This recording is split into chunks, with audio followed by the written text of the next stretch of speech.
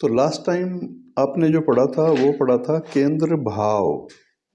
केंद्र आपने समझ लिए, 1 4 7 10।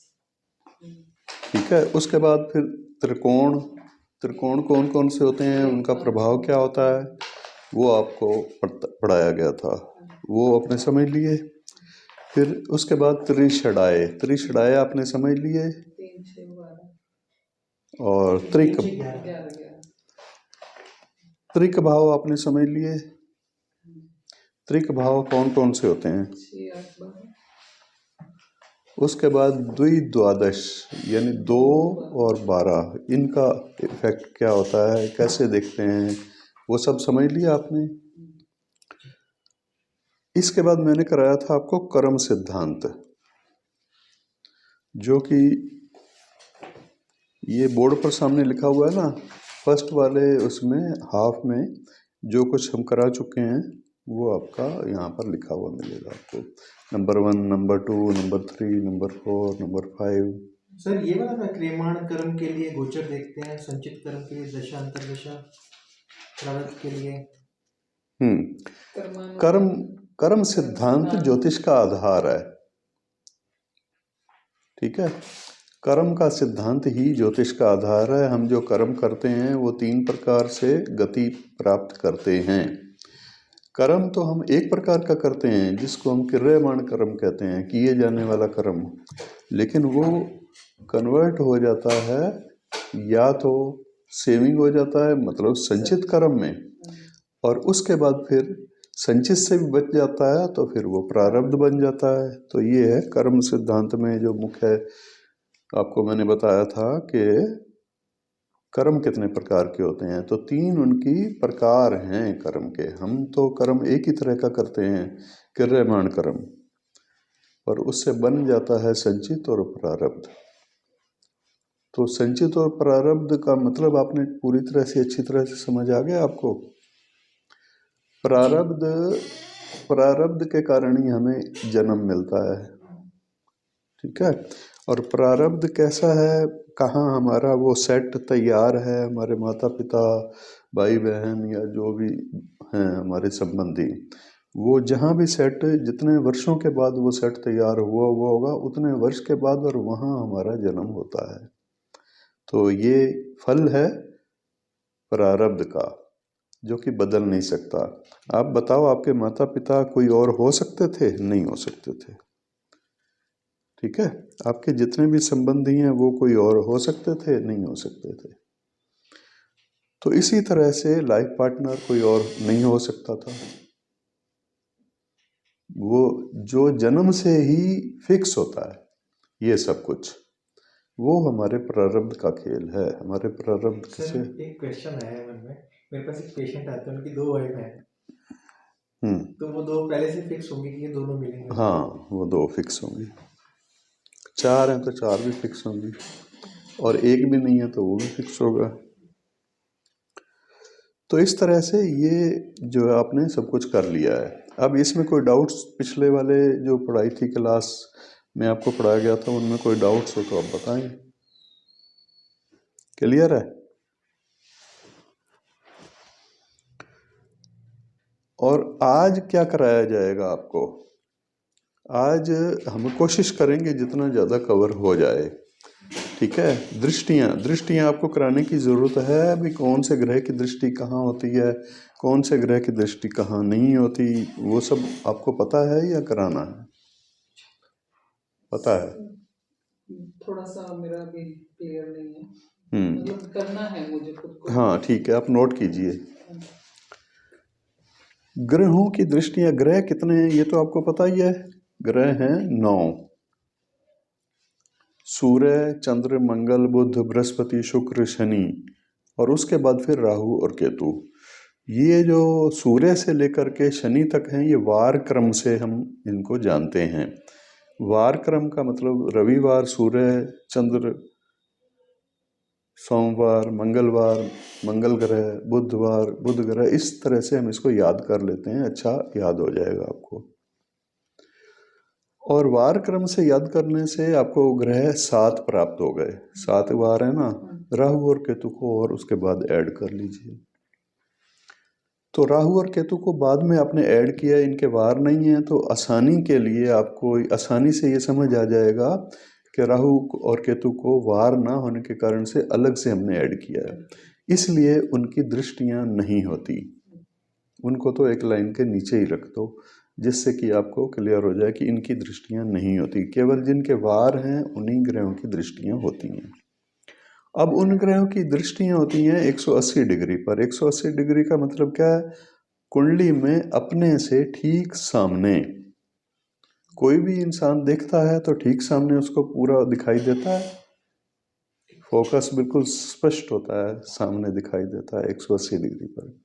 तो 7वें स्थान पर दृष्टि तो पूर्ण दृष्टि मानी गई है। ये है पूर्ण दृष्टियों की बात कर रहा हूँ। जो एक पाद, द्विपाद, त्रिपाद या 25% होती है, वो दृष्टियां मायने नहीं रखती, होती हैं, बताई जाती हैं, लेकिन मायने नहीं रखती, उनका कोई फायदा नहीं बताने का भी। ये हो गई जी। सभी की जो दृष्टियां हैं वो 7वें स्थान पर होती हैं, सूर्य से लेकर शनि तक। लेकिन 3 ग्रह ऐसे हैं जिनकी कुछ विशेष दृष्टियां और होती हैं। सूर्य की तो सिर्फ 7वीं होती है, चंद्रमा की भी केवल 7वीं होती है, मंगल की 3 होती हैं, हाँ, 4थी और 8वीं अलग से इसकी दृष्टि और होती है, वो ऐड कर लेना।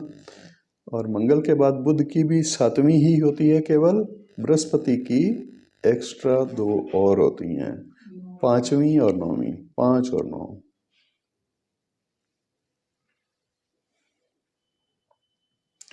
फिर शनि ग्रह की स्पेशल 2 दृष्टियां और होती हैं 7वीं के अलावा, वो है तीसरी और 10वीं दृष्टि, 3 और 10। तो आपको ये क्लियर हो गया कि दृष्टि जो है, ये दृष्टियां आपको क्लियर हो गई। इसके बाद फिर हम आते हैं आगे, ये कारकत्व। ग्रह जो हैं वो कारक किस किस के हैं? देखो, हमारे संबंधी भी हैं कुछ ग्रह, सभी ग्रह बल्कि किसी न किसी संबंधी के कारक भी हैं, और हमारे लिए उपयोग की वस्तुओं भी हैं जीवन में, या शरीर में तत्व भी हैं, उनके भी वही ग्रह कारक हैं। तो हमें ये जानना होता है कि कौन सा ग्रह किस संबंधी का कारक है, और हमारे शरीर में कौन से तत्व का कारक है, और फिर कौन सी भौतिक वस्तुओं का कारक है। 3 कैटेगरी आप मुख्य रूप से कर लो। 3 हमारे शरीर के तत्व, हमारे शरीर में किन किन अंगों या तत्वों से उस ग्रह का संबंध है, जो कारक हम देख रहे हैं ना अभी। हाँ, कारक वो ग्रह शरीर में किन किन चीज़ों का है। कोई तो हड्डियों का है, कोई खून रक्त का है, कोई मज्जा का है, तो इस तरह से आपको मैं बताऊंगा। और भौतिक वस्तुओं का, जो संसारिक वस्तुएं हैं जो हमारे इस्तेमाल में आती हैं, उन सब वस्तुओं के भी वही ग्रह कारक हैं। तो 3 तरह से आपको ये समझ लेना है। वैसे तो और भी हो सकते हैं, लेकिन 3 तरह से तो आपको हमेशा हर ग्रह के ये 3 याद रखने हैं, कौन कौन से कहाँ कहाँ किस किस चीज़ का कारक है। अब सूर्य को ले लेते हैं सबसे पहले।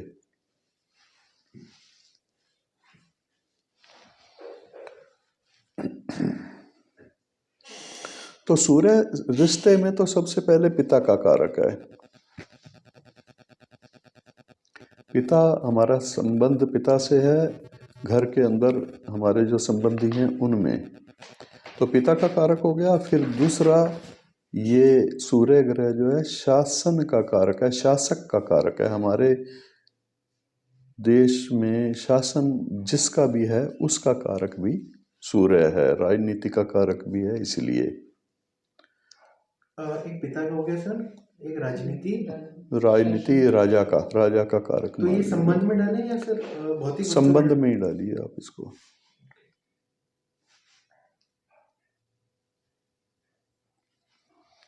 तो इसी जो आपको स्टडी नोट्स दिए हुए हैं ना, इन स्टडी नोट्स में भी सब कुछ लिखा हुआ मिलेगा। इससे और ज़्यादा जो चीज़ें हैं वो भी हैं, लेकिन इतनी ज़्यादा महत्वपूर्ण वो नहीं है, ये ज़्यादा महत्वपूर्ण है, ये याद रखना।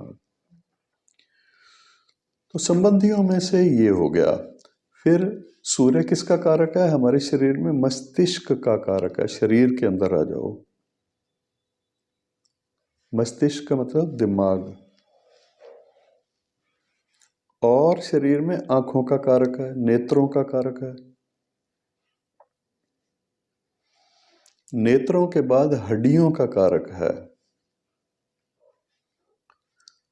अब सूर्य की हालात जैसी होगी हमारी कुंडली में, वैसी हमारी हड्डियां मजबूत होंगी या कम मजबूत होंगी। या एक मेरे को नर्सिंग होम में किसी का हालचाल पूछने में गया था, तो वहाँ मैंने चर्चा हो रही थी कि एक पेशेंट थे, उनकी हड्डी टूटी, मतलब प्लास्टर चढ़ा हुआ था, और वो ऐसे बात हो रही थी। मैंने कहा कब टूटी आपकी? तो उसने कहा हर नवंबर में मेरी हड्डी टूटती है। कभी कहीं की टूटती है, कभी कहीं गिर जाता हूँ मैं, कभी एक्सीडेंट हो जाता है, कभी कुछ हो जाता है, बिना मतलब समझ में नहीं आ रहा कि क्या हो रहा है। तो अगर हम उस पर थोड़ा सा भी दृष्टि डालें तो हमें ये पता है कि सूर्य जो है 15 नवंबर तक नीच राशि में होते हैं। 15 नवंबर तक नीच राशि में होते हैं लगभग। तो इसका मतलब यह है कि उसका नवंबर में, अच्छा फिर उससे क्लियर किया, हाँ उसने माना कि 15 नवंबर के पहले पहले ही वो सब कुछ होता है।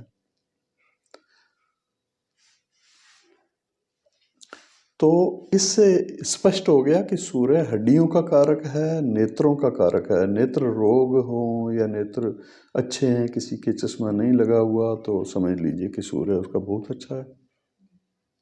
और जरूरी नहीं कि सूर्य अच्छा, फिर राजनीति से उसके संबंध कैसे हैं? तो वो तो संबंधों में आ गया। पिता से उसके संबंध कैसे हैं? वो संबंधों में आ गया। अब सूर्य किस किस भौतिक वस्तु का कारक है? सूर्य से हमें किस किस प्रकार की भौतिक वस्तुएं प्राप्त होती हैं? सूर्य का अनाज भी है। अनाज में गेहूं है,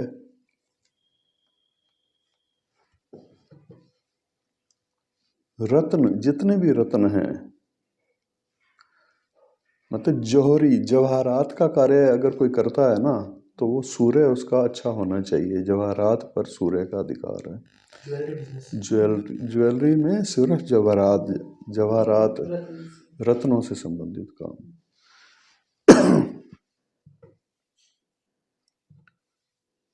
तो रत्नों से संबंधित जो भी काम होगा उसके लिए सूर्य उनका कारक होता है। सूर्य जो है वो अनाज में भी है, रत्नों से भी है, घर की और वस्तुओं से भी है। वो आप स्टडी नोट्स में से सब कुछ नोट कर लेना किन किन वस्तुओं का कारक है।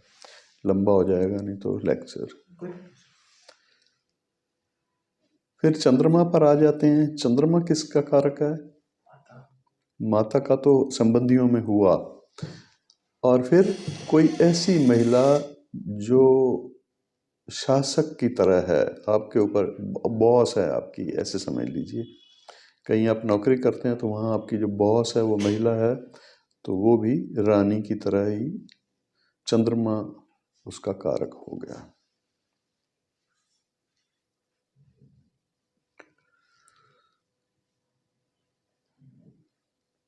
ठीक है। और भी हैं इसमें, लेकिन वो इतने महत्वपूर्ण नहीं हैं। फिर इसके बाद शरीर के अंदर जल तत्व कितने परसेंट है हमारे शरीर में? जल तत्व कितने प्रतिशत है?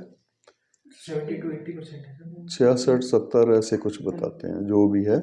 तो जल तत्व का कारक चंद्रमा है। और जो शरीर के अंदर दिखाई कहीं नहीं देता, मस्तिष्क तो सूर्य के मामले में दिखाई देता है, लेकिन मन का कारक भी है। मन दिखाई नहीं देता ना आपको। सर भावनाएं लिख सकते हैं?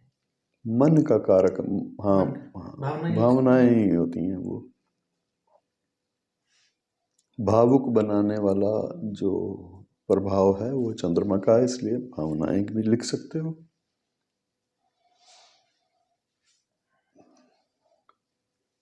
तो चंद्रमा जो है इस तरह से आप मान लीजिए शरीर के अंदर कारक है। और शरीर के अंदर जल तत्व में भी शीतलता का प्रतीक है ये।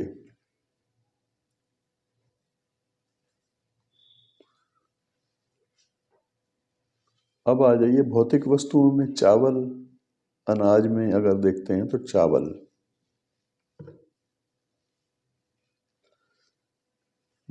चावल क्योंकि पानी में ज़्यादा उगाए जाते हैं, यानी वहाँ ज़्यादा पानी जहाँ पर बरसता है, या चावल की खेती करने वालों को पता ही है कि चावल उगाने के लिए पानी की ज़्यादा ज़रूरत पड़ती है। तो इसलिए यह पानी से इसका संबंध है। तो समुद्र में जो चीज़ें होती हैं जिनका मनुष्य उपयोग करता है, वो सारी चीज़ें भी आप लिख सकते हैं, समझ सकते हैं। उसमें कोई फिश का भी बिजनेस है, किन्नी का मोती का भी है, किन्नी का, और सफ़ेद कपड़ा, मलमल का सफ़ेद कपड़ा, कपड़े में अगर देखो तो, और सूर्य में जो है ऊनी कपड़ा, वहाँ भी लिख लीजिए सूर्य वाले में ऊनी कपड़ा है। हाँ, खद्दर भी है। ऊनी कपड़ा, फल, पत्थर मतलब रतन तो अपने लिखे ही थे। पत्थर किसी भी तरह का, जैसे कमर्शियल यूज में आने वाले, बिल्डिंग बनाने में जो प्रयोग में लाए जाते हैं पत्थर, स्टोन, मार्बल, स्टोन, कोई भी स्टोन, डस्ट स्टोन जो चिनाई में काम आता है बिल्डिंग बनाते समय। तो ये सारी जो चीज़ें हैं, ये स्टोन से संबंधित जितनी भी चीज़ें हैं, या फिर खान में से जो वस्तुएं प्राप्त होती हैं, इस तरह से सूर्य उनका भी कारक है। अनाज हो गया, और सूर्य के अधिकार क्षेत्र में ये सारी चीजें, मतलब सूर्य के अधिकार क्षेत्र में जो जो कुछ है उनका वो कारक है। कारक का मतलब यहाँ पर ये। अब मंगल, इसमें सूर्य में फल भी बताया ना? फल, हाँ, फ्रूट, कोई भी फ्रूट भी और ड्राई फ्रूट भी।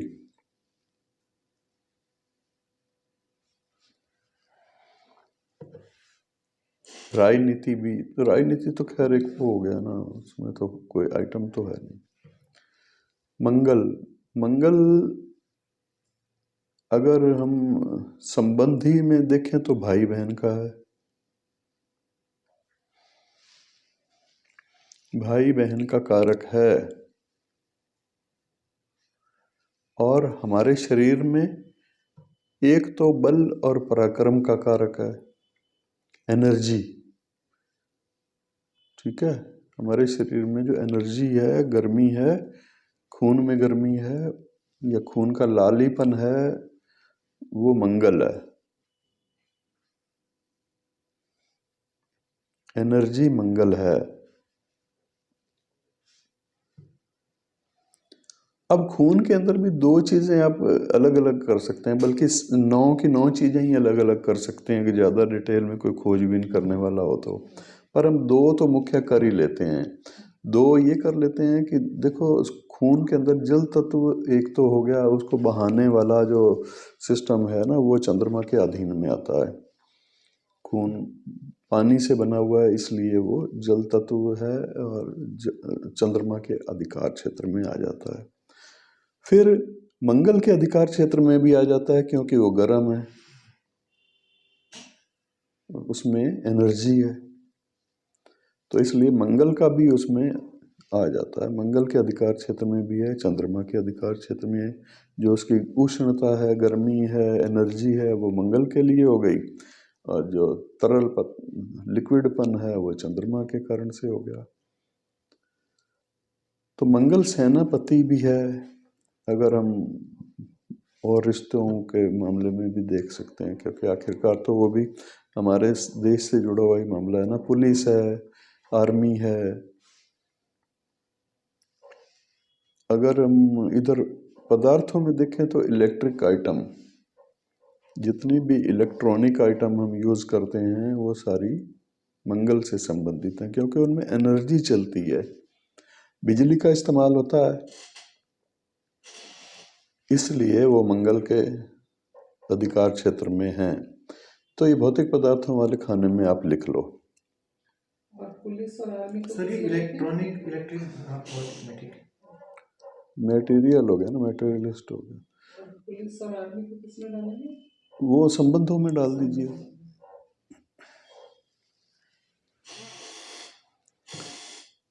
और मंगल से आपने क्या क्या लिखा है? सर भाई बहन का कारक, बल, पराक्रम, एनर्जी, काइनेटिक एनर्जी, सेनापति, पुलिस, आर्मी, खून की लाल रक्त कणिकाएं और खोल के। अच्छा, ये जो है ना, ये जो चीज़ें जो आप शरीर में लिख रहे हो, शरीर में वो अच्छा है तो सारा कुछ ठीक रहेगा, वही वाला। आंखें भी ठीक रहेंगी, हड्डियां भी ठीक रहेंगी, मस्तिष्क भी ठीक रहेगा। नहीं तो अगर गड़बड़ है तो फिर गड़बड़ ही होगा। उससे संबंधित बीमारियां होंगी, वो तब होंगी जब बृहस्पति, जब सूर्य की टाइम आएगा, सूर्य की दशा आएगी या अंतर्दशा आएगी, तब होंगी शरीर के अंदर। ऐसे ऐसे चंद्रमा का भी है, फिर ऐसे मंगल का भी है। मंगल क्या कराता है? पराक्रम और क्रोधी ग्रह है। ये क्या कराता है? एक्सीडेंट, सर्जरी, चोट लगना, फोड़े निकलना, सर्जरी करने की जरूरत पड़ जाना, तो ये मंगल के हैं। तो मंगल अगर दोष युक्त हो तो फिर एक्सीडेंट या फिर सर्जरी हो सकती है।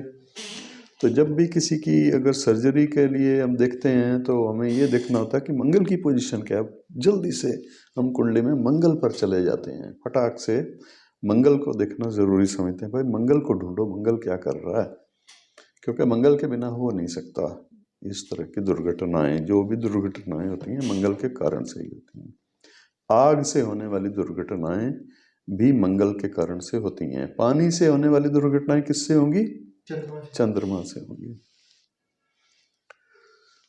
अग्नि से संबंधित दुर्घटनाएं मंगल से होंगी। और वायु से होने वाली, अंधेरी से होने वाली दुर्घटनाएं आपको बताऊंगा, वो वायु तत्व वाला ग्रह है शनि, तो वो उस समय की बात है। तो मंगल में आपने जो मंगल के पदार्थ लिखे वो ऐसे कार्य हैं जो कि इलेक्ट्रॉनिक आइटम्स हो गई, या वेल्डिंग का काम कोई करता है, या फिर कुक है। कुक का मतलब ये है कि रसोई में वो कुछ बना करके लाता है।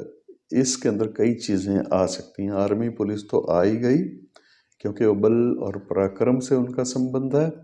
फिर अग्नि से संबंध होने के कारण क्या क्या चीज़ अग्नि या एनर्जी से जुड़ी हुई है, वो सारी चीज़ें मंगल के कार्य क्षेत्र में आएंगी।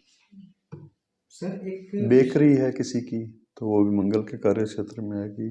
फर्निश है किसी की, लोहा पिघलाना है, कुछ और मेटल पिघलानी है, वो भी मंगल में आएगी। हाँ सर, यूपी में केस पढ़ रहा था मैं कि गीजर फटने से एक औरत की डेथ हुई, तो उसको मंगल से काउंट करेंगे या मून से? क्योंकि गीजर में पानी भी होता है, बिजली भी होती है।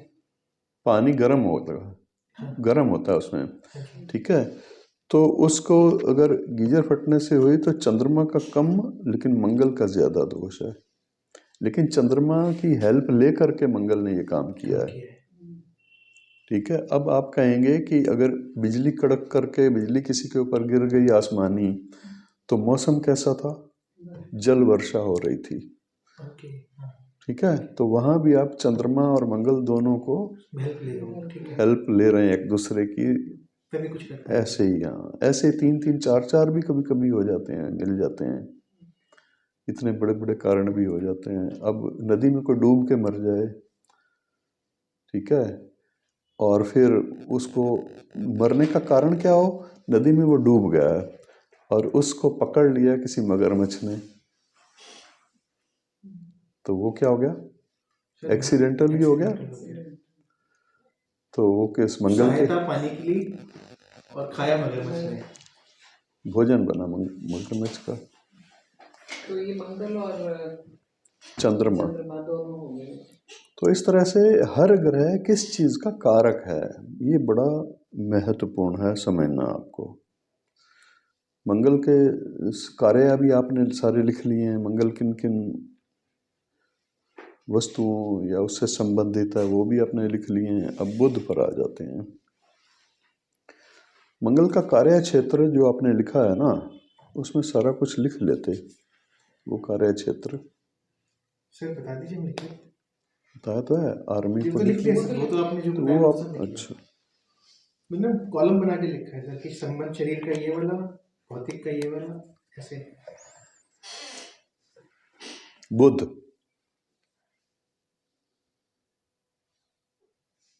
बुध रिश्ते में क्या है?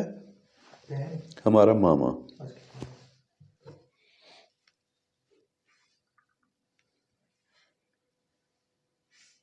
यानी हमारी मदर का भाई। ऐसे हमारी बुआ भी हो सकती है।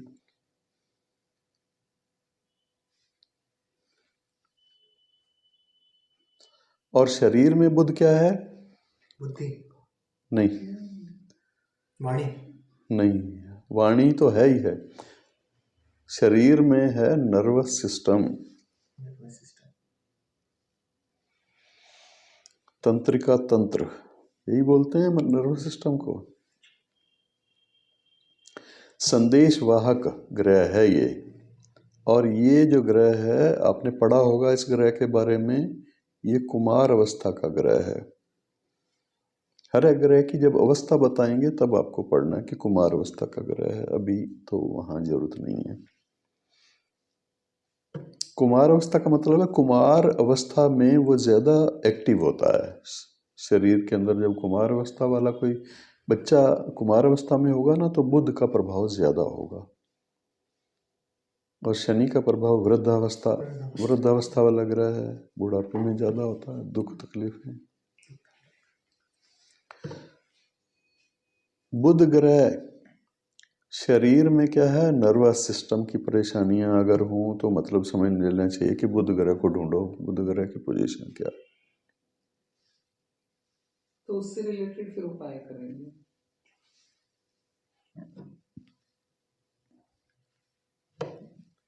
शरीर में हो गया, रिश्ते में हमारा मामा हो गया, और बुध से संबंधित जो वस्तुएं हैं वो हैं केमिकल। जितनी भी तरह के केमिकल हैं वो बुध से हम देखते हैं उनको। और भी कई वस्तुएं हैं जिनको हम बुध से देखते हैं। और प्रोफेशन में अगर हम देखते हैं तो प्रोफेशन में वो वकील भी है।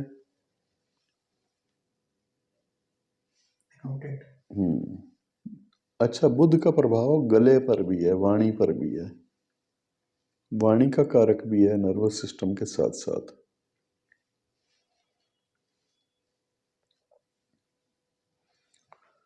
अकाउंटेंट हो गया, यानी खाता लिखते हैं, तो वो भी बुध हो गया। गणित भाग का कोई एक्सपर्ट है तो इसका मतलब उसका बुध अच्छा है।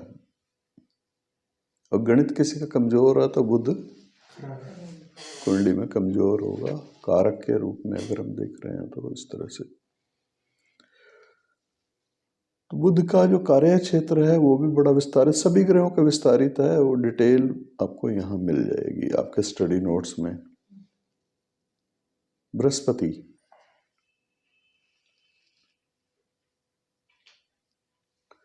बृहस्पति ग्रह हमारे शरीर में मज्जा का कारक है।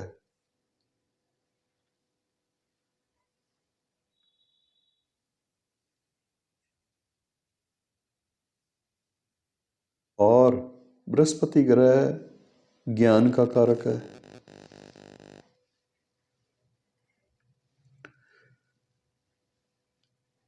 ज्ञान भी देता है। शरीर की मज्जा पर भी इसका अधिकार है। इसका मतलब क्या होगा? मज्जा का मतलब ये हो गया कि हमारी हड्डियों के अंदर जो मज्जा होती है उसका कारक बृहस्पति ग्रह है। बोन मैरो हो गया ना सर, बोन मैरो। हाँ, तो बोन मैरो से कहाँ कहाँ क्या क्या क्या बनता है? बोन मैरो तो हेल्प करता है पूरे शरीर में, ब्लड को भी हेल्प करता है। वो ब्लड के अंदर जो वाइट सेल होते हैं जो हमें रोगों से लड़ने की शक्ति देते हैं, तो वो भी बृहस्पति उसके लिए भी अच्छा है। यानी बृहस्पति हमेशा शुभ फल देने वाला ग्रह माना गया है। इसके कारक तत्व अगर हम देखते हैं तो संतान देने वाला ये ग्रह है। रिश्ता क्या है? संतान।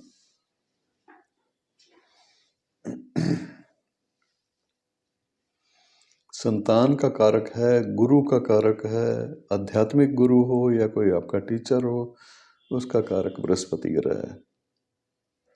बृहस्पति से ही आपको ज्ञान, किसी भी तरह का ज्ञान प्राप्त होता है, बृहस्पति से ही आपको शिक्षा प्राप्त होती है, बृहस्पति से ही आपको आध्यात्मिक उपलब्धियां प्राप्त होती हैं।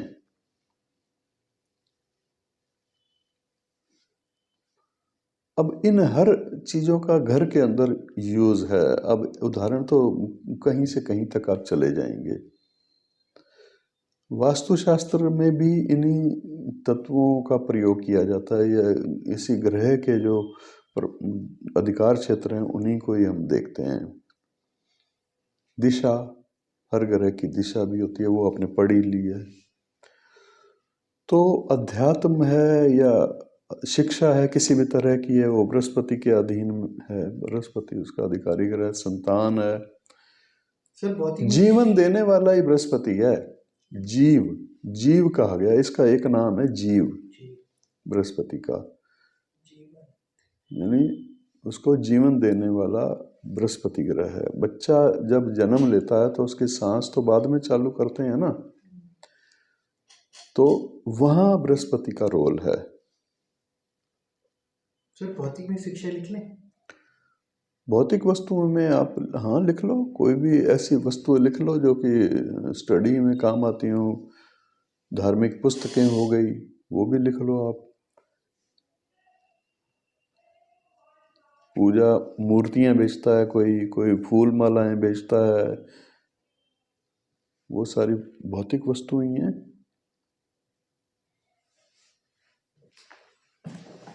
आध्यात्मिक बेस में भौतिक में आएगा। आध्यात्मिक, हाँ आध्यात्मिक, भौतिक भी आध्यात्मिक से टच करती हुई होनी चाहिए।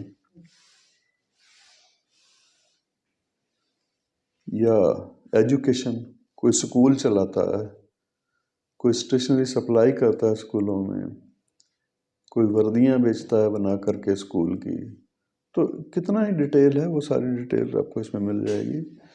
तो वो डिटेल आप वहाँ से नोट कर लेना। मुख्य मुख्य बातें जो हैं वो ये हैं। कारक किन किन चीज़ों का है। शुक्र किसका कारक है? रिश्ते में, रिश्ते में लाइफ पार्टनर का कारक है शुक्र। सर मेल में भी और फीमेल में भी? मेल में भी है और फीमेल में भी है, लेकिन फीमेल में हमारे शास्त्रों में कहा गया है कि ये पति का कारक है, पर आज के समय में इसका इफेक्ट बदल गया है, आज का प्रभाव बदल गया है। ठीक है, वो तब था बृहस्पति पति का कारक जब पति को देवता माना जाता था। आज वो कारक बदल गया, आज बराबरी का रिश्ता, तो शुक्र ज्यादा इसमें आएगा। ठीक है, हम किस ग्रह का देख रहे हैं? शुक्र का। शुक्र ग्रह का। रिश्ते में क्या है? Life partner. और शरीर में क्या है? शुक्र धातु।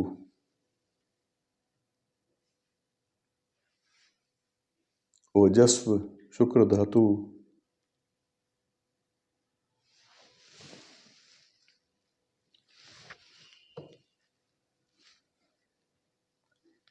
चेहरे का तेजस्व, ऐसे वाली एनर्जी। एनर्जी भी कई तरह की हो सकती है ना, ऐसे वाली एनर्जी।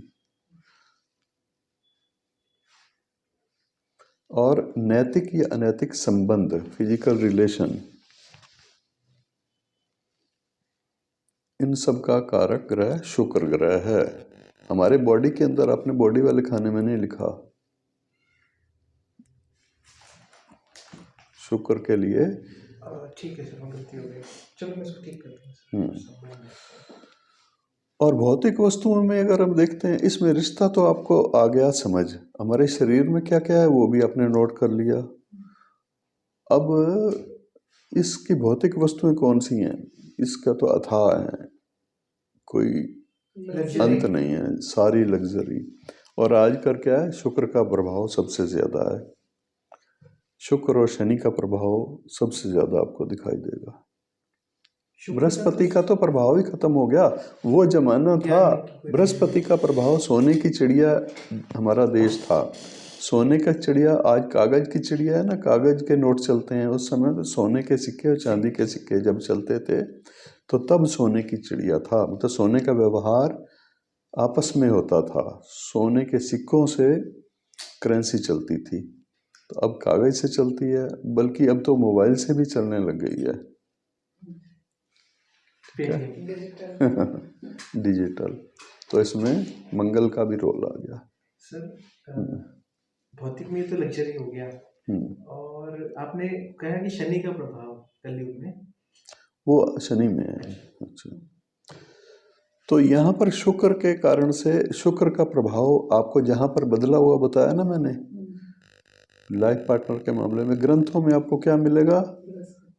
बृहस्पति मिलेगा महिलाओं के मामले में, पति के लिए। बट वो अकाउंटेबल नहीं रहेगा सर। नहीं रह गया ना आज के टाइम में। बृहस्पति के तो सारे इफेक्ट ही चेंज हो गए टोटल। अब देखो, वो जमाने की बातें अलग हैं जब वो बृहस्पति था पति का कारक, या फिर अध्यात्म का कारक। आज जितने भी गुरु हैं उनकी वो रिस्पेक्ट कहाँ है? स्कूल में टीचर है, उसकी वो रिस्पेक्ट कहाँ है? उसमें तो चक्कू निकाल लेते हैं बच्चे कॉलेज के। तो वो है ही नहीं, खत्म होती चली जा रही है। इसी तरह से अध्यात्म को तो पाखंड मान ही लिया जाता, भाई ये तो पखंडी है। तो इज्जत खत्म हो गई, इज्जत गिर गई है, खत्म हो गई है। बस जरूरत की इज्जत रह गई है, जितनी जरूरत है उतनी इज्जत करो भैया। तो सर वो वाली बात है ना कि किताबें जो है धीरे धीरे सड़क पे बिकती हैं और जूते अंदर शोरूम में बिकते हैं। यही सब कुछ हो रहा है। इसलिए बृहस्पति के जहाँ भी आप बृहस्पति कारक जिन जिन चीज़ों का, उन सब के आप नोट्स कर लीजिए, उन सब की इज्जत कम हो गई है। बृहस्पति का प्रभाव कम हो गया है, करेंसी से लेकर के। और बैंक तो अब जाने की जरूरत ही नहीं है आपको। फिर ब्याज का काम में लिख लो आप। भौतिक नहीं आ जाएगा। बिजनेस तो क्या लिखना है इसमें? इंटरेस्ट, ब्याज ब्याज का काम।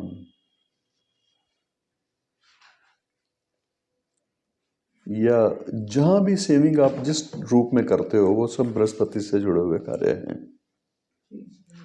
ये बृहस्पति में जाएगा। एजुकेशन से जुड़े हुए सारे कार्य बृहस्पति के कार्य हैं। हाँ, स्कूल वालों ने भी सर लूटना शुरू कर दिया जैसे, तो वो खराब हो गया।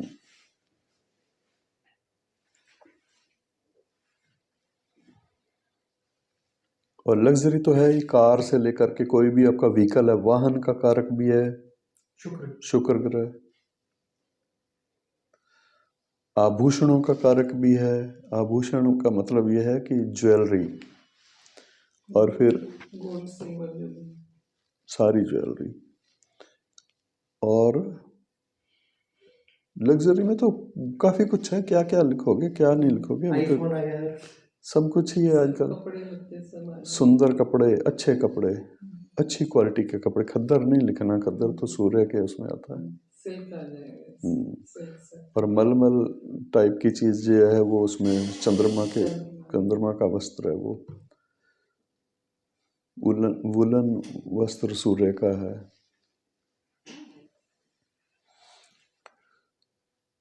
तो शुक्र से आ जाए हम शनि पर।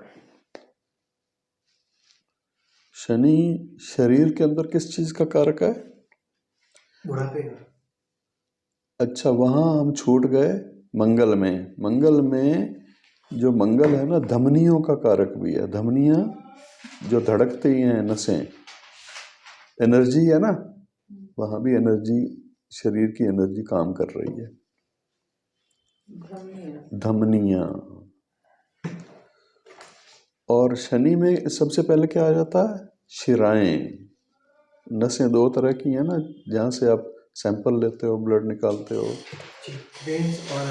हाँ, तो शिराओं में से निकालते हो ना। जी, वेन्स हो गया। जहाँ पे गंदा ब्लड आता है। ये शनि के अधिकार क्षेत्र में है। ऐसे ही वास्तुशास्त्र में जाते हैं तो शनि के अधिकार में टॉयलेट है, कूड़ा घर है, कबाड़ खाना है, कबाड़ जहाँ पर आप रखते हो घर में, वो सब शनि के क्षेत्र में आ जाते हैं। शनि के और भी है ही शनि, आप 99% आज शनि को यूज़ कर रहे हो, प्लास्टिक को यूज़ कर रहे हो, हर चीज़ प्लास्टिक की बनी हुई है। आपका पेन जिससे लिख रहे हो वो भी प्लास्टिक का बना हुआ है, चश्मे में भी प्लास्टिक का यूज़ है, कहाँ नहीं है लोहे और प्लास्टिक का यूज़।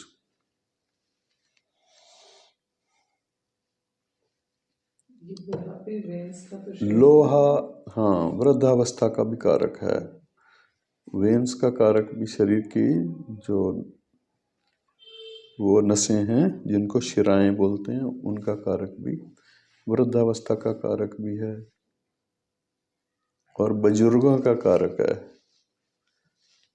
घर में अगर बुजुर्ग हैं तो उनका कारक भी है।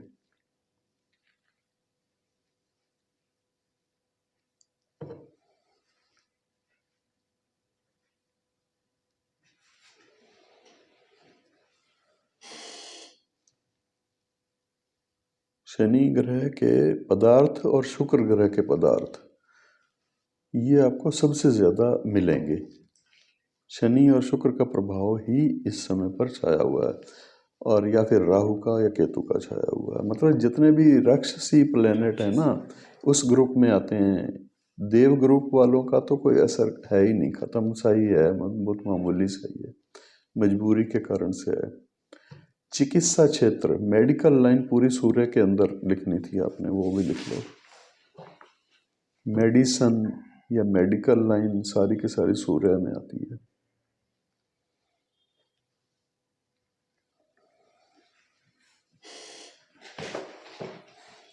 शनि के अंदर जो आता है वो जो भी सर्विस देने वाले कार्य हैं, सर्विस देने वाले कार्य तो असंख्य हैं, जिसके लिए आप पैसा दे करके उससे काम लेते हैं। जूते आप करवाते हैं रिपेयर, तो वो भी है। हाँ, नौकर, घर के सफाई कर्मचारी हो गए, ये भी हैं, शनि के अधीन आते हैं। शनि को कैसा कहा गया है? फटे हुए वस्त्र पहने हुए, फटे हुए वस्त्र पहने हुए वो शनि है, और शनि लंगड़ा ग्रह है। लंगड़ा भी उसको कहा गया है। अब शनि की जो एज है वो क्या है? वृद्धावस्था। वृद्धावस्था में ज़्यादातर आपको क्या दिखाई देगा? पैरों के अंदर, घुटनों के अंदर, टांगों के अंदर परेशानियां ज़्यादा दिखाई देंगी। ये फटे हुए वस्त्र से नहीं समझ में आया। फटे हुए वस्त्र का मतलब भिखारियों का कारक। सर जैसे अगर हम शनिदेव को लंगड़ा बोलते हैं, जैसे सपोज, तो उससे हमें पाप नहीं लगेगा, उनको बुरा नहीं लगेगा? वो कोई व्यक्ति थोड़ा ही है। सर कर्म तो बनेगा ना, अगर हम अपने मन में उसको नहीं, शनि देव का मतलब ये है कि शनि एक इफेक्ट है। ब्रह्मा विष्णु महेश ये प्रतीकात्मक हैं, ठीक है। कहीं आपने देखा है? राम का देखा होगा रामायण में, कृष्ण का देखा होगा, उनकी लीलाएं वो हुए हैं, बुद्ध हुए हैं। तो इस तरह से शनिदेव को जन्म, उनकी जो स्टोरियां हैं ना वो पौराणिक स्टोरियां हैं, भगवान शिव की पौराणिक स्टोरियां हैं। तो वो प्रतीकात्मक रूप से हम उनके चित्र बना लेते हैं। ऐसे ही सभी ग्रह हैं। अब शनि ग्रह तो एक गोल गोल घूम रहा है, आकाश में घूम रहा है, तो वो इंसान कैसे हो गया? देवता के रूप में मानते क्यों हैं हम? आपका प्रश्न ये है, ठीक है। इंसान के रूप में हम पौराणिक चर्चाएं क्यों करते हैं? समझ में आ जाए बस लोगों को। देवता का मतलब क्या होता है? जो हमें दे रहा है, जहां हम उसकी बिना कुछ उसका मूल्य चुकाए हम उससे प्राप्त कर रहे हैं। जल देवता है, पानी, उसको हम क्या देवता में नहीं आते? क्यों नहीं आते? आते हैं ना। अच्छा, हाँ, आते हैं। तो सर फिर वही मैंने तो इतना कहा कि सर जैसे अगर हम उनको जैसे लंगड़ा यूज करेंगे वर्ड, तो उससे लंगड़े पाप हैं नहीं, पाप वो तो निशानियां बताई जा रही हैं, आपको पढ़ाया जा रहा है। यहाँ पर किसी के बारे में पढ़ाना, उसके लक्षण तो बताने ही है, कैसे लक्षणों वाला कौन सा प्लेनेट है। इससे शनिदेव का अपमान नहीं है।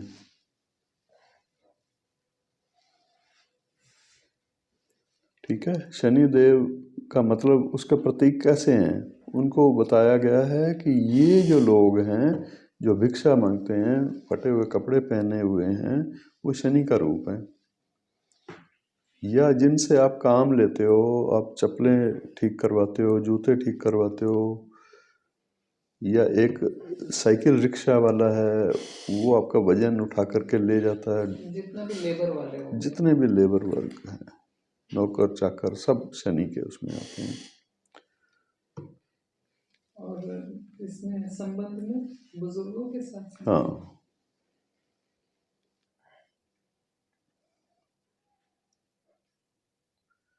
संबंधों में आप नौकर चाकर भी लिखते, घर के नौकर अगर रखे हुए हैं तो वो भी मान लीजिए कि वो भी तो परमानेंट नौकर कोई रखता है तो वो एक तरह से उनसे घर में ही रहते हैं।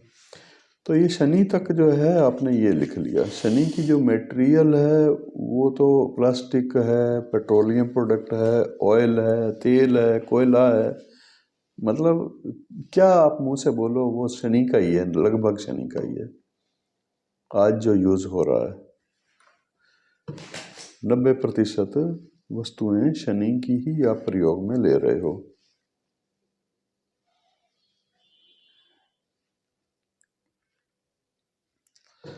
तो आपको कारक का मतलब समझ आ गया होगा कि यहाँ पर हम कारक 3 प्रकार से हमने मुख्य रूप से देखा। एक तो हमने देखा कि उससे संबंध हमारा क्या है, संबंधी के लिए। फिर दूसरा हमने देखा कि हमारे शरीर में कौन सा तत्व है जो शनि के कारण से या किसी ग्रह के कारण से उसके प्रभाव क्षेत्र में है, और वो हमें शनि के तरीके से ही देखना होगा। जन्म कुंडली में जैसा शनि है वो वैसा ही हमारा शरीर का पार्ट होगा, अंग होगा। अब शरीर में तो बड़े सारे अंग हैं, लेकिन हमने क्या कहा कि मुख्य मुख्य अंगों का विचार किया। एक शरीर के अंदर, हिंदी में उसको बोलते हैं अग्नाशय। अग्नाशय क्या होता है? या खाना डाइजेस्ट होता है, खाना जो डाइजेस्ट होता है।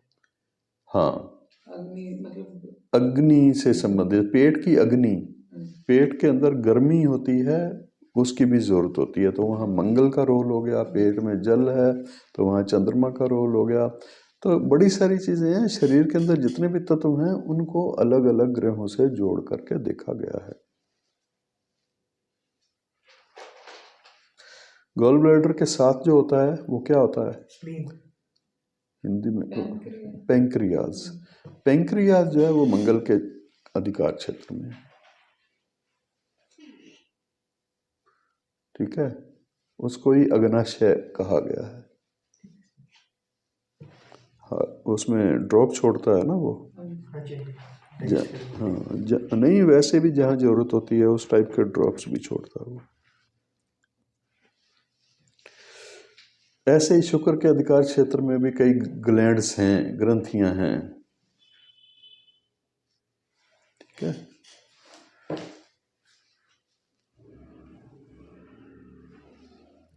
तो दृष्टियां हो गई, कारक तत्व हो गए। कारक तत्व का मतलब यह है कि हमारे शरीर में भी और भौतिक रूप से भी किन किन चीज़ों का कार्य है, रिश्तों में किन किन चीज़ों का कारक है, वो ग्रह आपने समझ लिए। अब जन्म कुंडली देखने के लिए ज़रूरी क्या है? ज़रूरी हमारे पास 3 उपकरण हैं, 3 टूल हैं। ये आपको हमेशा याद रखना। वो 3 टूल कौन कौन से हैं? वो बड़ा मुख्य इम्पोर्टेंट है।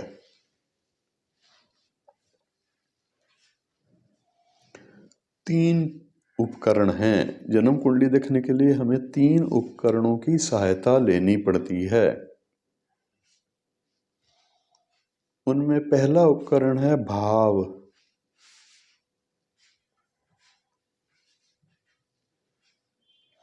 दूसरा उपकरण है भावेश। तीसरा उपकरण है कारक, जो आपने अभी पढ़ा है। तो भाव क्या चीज है? चलिए आप बताइए, भाव क्या चीज है? भाव से आपको क्या समझ में आया? हाउस। जब आप कुंडली देखते हैं तो सबसे पहले इन 3 चीजों पर आपकी दृष्टि होनी चाहिए। उसके बाद भाव भावेश और कारक के बाद भी हैं और एक दो चीजें हैं, लेकिन वो उतनी मुख्य नहीं है। तीन को तो आपने देखना ही देखना है, इन तीनों को, भाव भावेश और कारक। तो इन तीन को पूरा आपने वजन समझना है, इन तीनों का पूरा प्रभाव बराबर है, इनका वेटेज कम नहीं है किसी की भी। भाव भावेश और कारक जितना महत्वपूर्ण लगन है उतना ही महत्वपूर्ण है लगन का कारक कौन है बताइए? सूर्य। लगन का कारक सूर्य, उतना ही महत्वपूर्ण सूर्य है। आप लगन के लिए देख रहे हो ना, इस मनुष्य की शरीर की आकृति कैसी होगी, रंग रूप कैसा होगा, यही सब कुछ देखोगे ना। और मस्तिष्क कैसा होगा, लगन से मस्तिष्क का भी देखते हैं, नेत्रों का दाएं बाएं भी देखते हैं। तो इसका मतलब यह है कि यही सब कुछ आपको सूर्य से भी देखना होगा। सूर्य जहां है, सूर्य को लगन मान करके, एक तरह से ऐसे मान लो, सूर्य को लगन मान करके। लगन क्यों मान करके? क्योंकि सूर्य लगन का कारक है। सर ये लिखा है जितना महत्वपूर्ण भाव है उतना महत्वपूर्ण कारक है। उतना ही महत्वपूर्ण कारक भी है और भावेश भी है।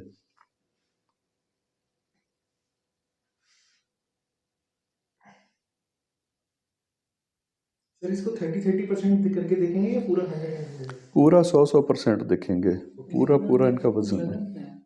जितना महत्वपूर्ण लगन भाव है, भाव कोई भी कुंडली का भाव है उतना ही महत्वपूर्ण। भाव तो सबसे पहले है, भाव भावेश और कारक तो सबसे लास्ट में आया है। भाव और भावेश ये तो दो दिखाई दे जाएंगे, आपको समझ भी आ जाएंगे, लेकिन कारक आपको पढ़ा दिया गया है कि किस किस चीज का कारक कौन कौन है।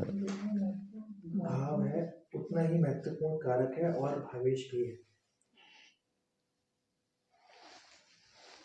जैसे लगन में मान लीजिए शनि की राशि है 10 या 11 है, तो उस आदमी का व्यक्ति का जो व्यक्तित्व होगा वो शनि से प्रभावित होगा, ये मानना चाहेगा। हाँ, लेकिन आपको ये देखना है कि शनि की राशि वहां पर है तो शनि का प्रभाव राशि के रूप में वहां पर होगा, तो ये कंप्लीट नहीं है ना। उस हाउस का लॉर्ड कहाँ पर है? जो कि शनि है, तो ये भावेश हो गया। जैसे सर मेरी जो राशि है कर्क है, लगन में, कर्क है, उसमें शनि बैठे हैं। उसमें शनि बैठे हैं, तो शनि कहाँ के लॉर्ड हैं? 11th हाउस के। 11th हाउस का इफेक्ट आपके लगन में आ जाएगा। और दूसरा हाउस धनु के और मीन के हैं सभी शनि। नहीं, 11th के तो हो नहीं सकते ना। हाँ, अब 10 आएगा, 7th और 8th हाउस के लॉर्ड हुए ना। आपकी कर्क राशि है, कर्क है ना लगन में, तो नीचे मकर हो गई, उसके आगे 8th हाउस आ जाएगा। 10 और 11 8th हाउस के लॉर्ड और 7th हाउस के लॉर्ड हैं आपके लगन में, ठीक है, शनि ग्रह। तो इसका मतलब ये हो गया कि 8वां घर और 7वां घर इनके लगन में उस हाउस के लॉर्ड होने के कारण से वो वाला इफेक्ट भी आएगा जो 7वें घर का इफेक्ट है और जो 8वें घर का इफेक्ट है। 8वें घर से आप क्या देखते हो? जो जो कुछ देखते हो वो भी आएगा। 7वें घर से जो जो देखते हो वो भी आएगा उसमें, आपके लगन में। लगन में जो राशि है वो कर्क है, वो चंद्रमा की है, तो चंद्रमा को भी देखना है। चंद्रमा कहाँ गया बताओ? सर ऐसे भी देख सकते हैं कि जैसे 4 नंबर इनका लगन है, नीचे 10 नंबर इनके हस्बैंड का हो गया। 4 नंबर लगन है तो बनाओ 4 नंबर लगन। सर मैं बोलता 1 मिनट नहीं, यहाँ बना दो 1 मिनट के लिए, ये हमने बना दी 4 नंबर लगन कुंडली बना दी।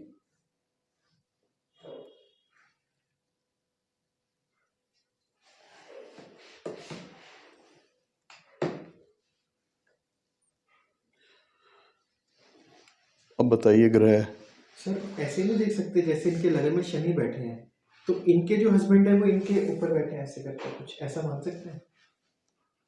ऐसे में पता क्या होता है, लगन का लॉर्ड अगर 7th हाउस में जाए और 7th हाउस का लॉर्ड लगन में चला जाए तो ये क्या एक एक्सचेंज हो गया, राशि का एक्सचेंज हो गया, प्लेनेट बदल गए हैं, तो बहुत ज़्यादा संभावना होती है कि उनकी लव मैरिज होती है। ठीक है, और जैसे इनके हस्बैंड जैसे 7th हाउस के 10th हो गए, वो लगन में शनि बैठे हुए हैं, तो अपने लगन को देख ही रहे हैं, तो इनके हेड पे बैठे मतलब। हाँ, तो एक अर्थ निकालेंगे ना, इसका अर्थ क्या बनता है अभी निकालेंगे।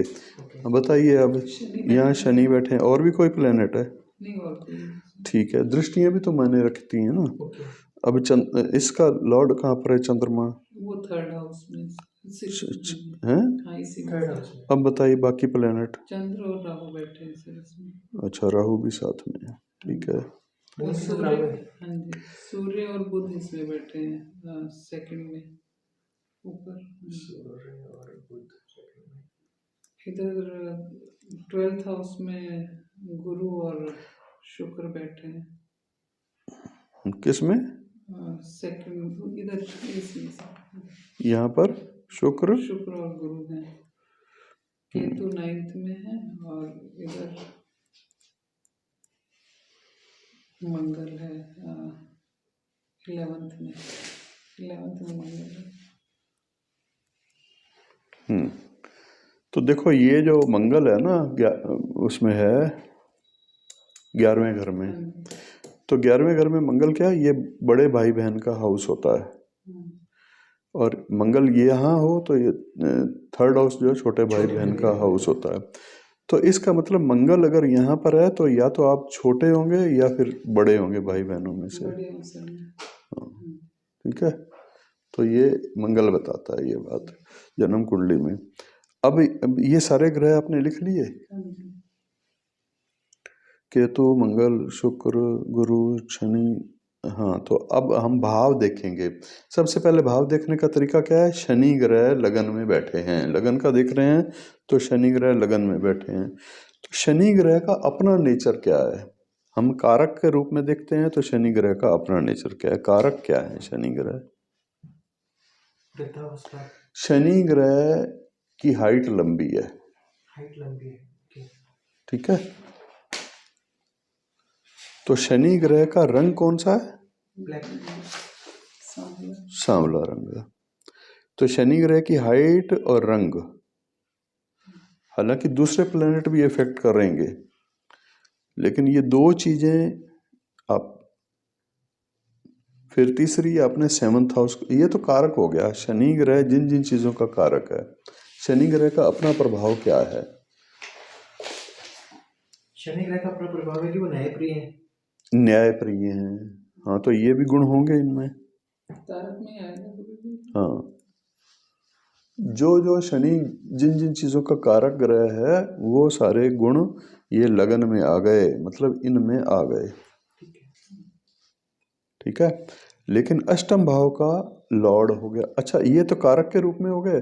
फिर हाउस, ये भावेश, जहां हम देख रहे हैं ना भावेश, भावेश क्या है? 7th हाउस और 8th हाउस।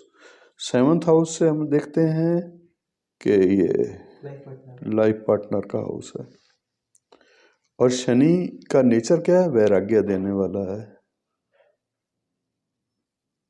शनि क्या है? वैराग्य, डी अटैचमेंट। तो शनि के पीरियड में कभी ऐसा वैराग्य आपको हुआ होगा,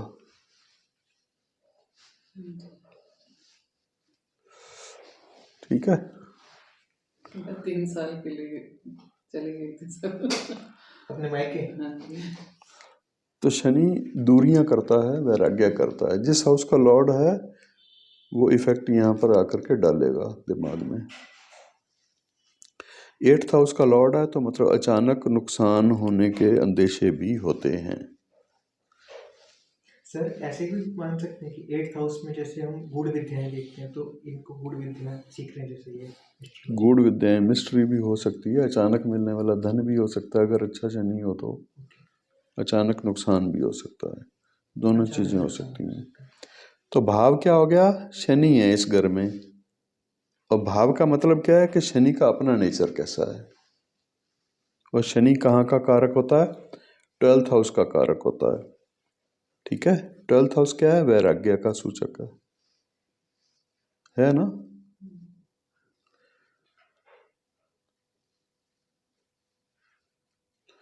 और 12th हाउस वैराग्य का सूचक है। वहाँ का कारक भी है ये, और 8वें घर का कारक भी है। पता है आपको, छठे घर का कारक भी है शनि। शनि 3 स्थानों का कारक भी है, छठे, 8वें और 12वें, इन 3 स्थानों का कारक भी है शनि। तिर्क का कारक है शनि, दुखों का कारक है शनि। उदासी, वैराग्य,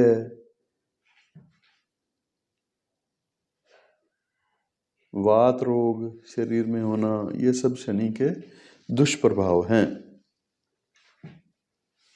शनि के अच्छे प्रभाव भी हैं। शनि के अच्छे प्रभाव क्या हैं? न्यायप्रिय, न्यायप्रिय है, न्यायाधीश बनाने वाला शनि ग्रह होता है।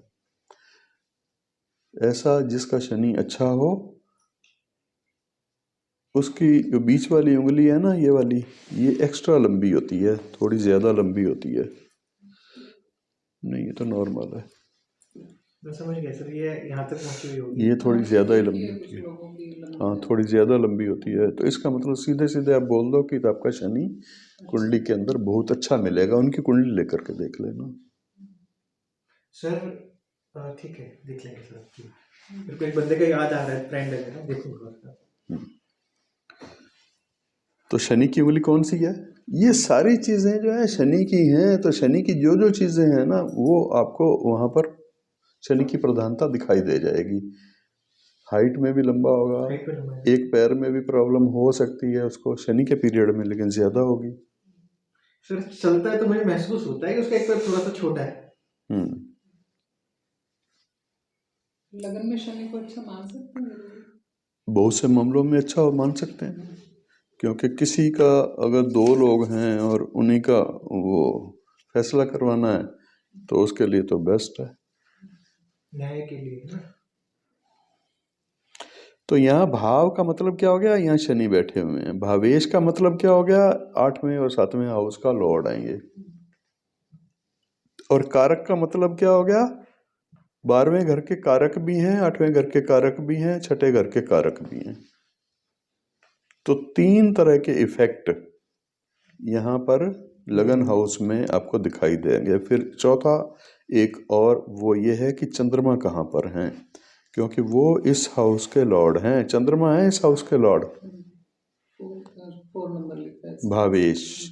तो भावेश तीसरे नंबर राहु के साथ बैठे हुए हैं, तो ये भी अपना प्रभाव डालेंगे। मतलब एक लगन के ऊपर इन सारे फैक्टर पड़ेंगे। ये सारे फैक्टर का देखना है हमें, भाई क्या कौन सा फैक्टर क्या बता रहा है, क्या कर रहा है वो। जैसे चंद्रमा लगन का स्वामी है, तो राहु के साथ बैठे, तो राहु के प्रभाव भी आएंगे लगन के ऊपर। राहु के प्रभाव भी आएंगे, इस तरह से आएंगे, क्योंकि लगन लग्नेश को पीड़ित कर रहा है। और लग्नेश को पीड़ित क्या कर रहा है? आप देखो ना, आप जन्म कुंडली देखते हो तो आपने सूर्य की कुंडली देख ली, आत्म कारक है सूर्य, आत्मा का कारक है, ठीक है। फिर मन का कारक चंद्रमा है, उसकी कुंडली देख रही। ये तो लगन कुंडली, आपने शरीर की आकृति, रंग रूप, शरीर पर पड़ने वाला प्रभाव है ये। मन पर पड़ने वाला प्रभाव चंद्र कुंडली से ही देखोगे ना, तो वहां तो राहु है। इसका मतलब डिप्रेशन टाइप की कोई चीज भी इनको ये परेशान किए, वो राहु का कारण था। और सूर्य कुंडली, सूर्य जो है वो अपनी ऑन साइन है, अपनी राशि का है, सेकंड हाउस में। सूर्य सेकंड हाउस में है, अपनी राशि का है। तो इस तरह से आपको कोई भी हाउस देखना है ना, उस हाउस में ग्रह स्थिति क्या है, उस पर दृष्टियां क्या हैं। अब यहाँ एक दृष्टि और रह गई, आपने वो देखनी है। शनि की तीसरी दृष्टि, नहीं, शनि की दृष्टि लगन को देख रहे हो ना, तो लगन पर कहाँ है किसी की दृष्टि? नहीं, लगन पे तो नहीं है सर। लगन पर किसी की दृष्टि इस कुंडली में नहीं है। जी, समझ गया। तो इसलिए दृष्टि को तो यहाँ पर छोड़ दो। आपने भाव देख लिया, भावेश देख लिया और कारक देख लिया। ये एक उदाहरण से आपको समझ में आ गया होगा कि ये क्या मतलब है भाव, भावेश और कारक का। इसी तरह से अपने 5वां घर देखना है। 5वां घर किस लिए देखते हैं? पढ़ाई के लिए, एजुकेशन, एजुकेशन के लिए। हाँ, पुण्य से ही आपको सब कुछ प्राप्त होता है। तो संतान के बारे में देखना है तो भी पांचवा घर देखना है, शिक्षा के बारे में देखना है तो भी पांचवा घर देखना है, आध्यात्म ज्ञान के बारे में देखना है तो भी पांचवा घर देखना है। आध्यात्म की प्रवृत्ति आपकी जो होती है, आध्यात्मिक गुरु आपका कौन है, वो पांचवें घर से देखोगे। आध्यात्मिक गुरु का मतलब आध्यात्मिक मंत्र, जो भी आपको मंत्र की प्राप्ति होगी 5th हाउस से आप उसको देखोगे। किस देवी देवता का आप पूजा पाठ करेंगे वो पांचवें घर से देखोगे। और धर्म का मतलब है परोपकार। आप कितने परोपकारी हैं और कितने परोपकारी थे पिछले जन्मों में, वो 9वें घर से देखोगे। धर्म का स्थान भी है, भाग्य का स्थान भी है 9वां घर। वहां से ये दोनों जो त्रिकोण है ना, ये एक दूसरे की तरह से थोड़े थोड़े हैं, पर सबसे ज्यादा जो इफेक्ट है वो 9वें घर का अच्छा शुभ माना गया है। 5वें घर के अंदर कुछ परेशानियां भी हैं साथ साथ जुड़ी हुई, लेकिन 9वें घर में कोई प्रॉब्लम नहीं है। 9वां घर तो शुद्ध और शुभ है। तो 5वें घर को देखना है तो 5वें घर में कौन से ग्रहों की स्थिति है, ग्रहों की स्थिति नहीं है तो कौन सी राशि की स्थिति है। जैसे इनकी लगन में चंद्रमा की राशि की स्थिति है तो राशि का भी अपना इफेक्ट होगा। चंद्रमा कहाँ है उसका भी इफेक्ट होगा। चंद्रमा को कौन से ग्रह अच्छा या बुरा बना रहे हैं उनका भी इफेक्ट है, जैसे राहु का इफेक्ट है। फिर हाउस लॉर्ड, हाउस कारक, ये 3 चीज़ों का मतलब यहाँ पर आपको थोड़ा थोड़ा समझ में आ गया होगा।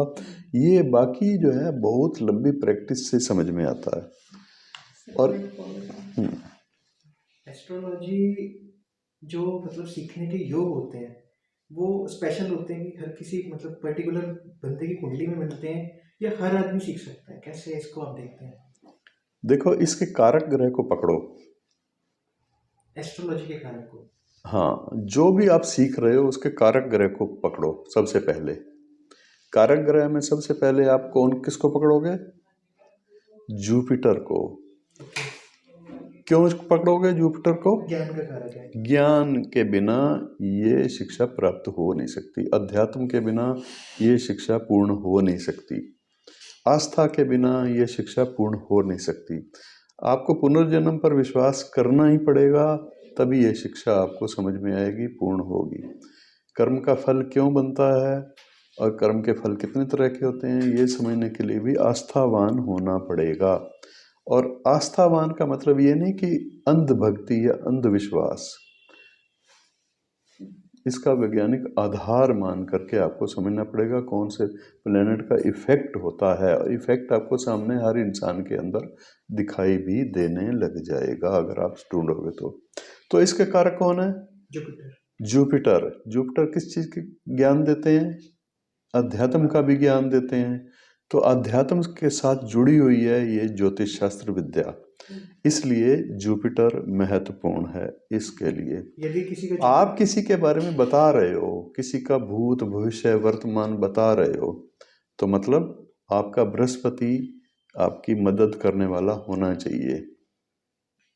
ठीक है। जैसे सर आप पुनर्जन्म की बात कर रहे हो, मैं अपने लिए थोड़ा सा बताना चाहूँगी। मुझे विजुअल होती थी चीज़ें, मतलब कोई चीज़ होने वाली है वो पहले से पहले दिखाई भी दे रही है और होते हुए जैसे पिक्चर दिखाई देती है, इवन गाड़ी चलाते हुए भी, चलते फिरते भी।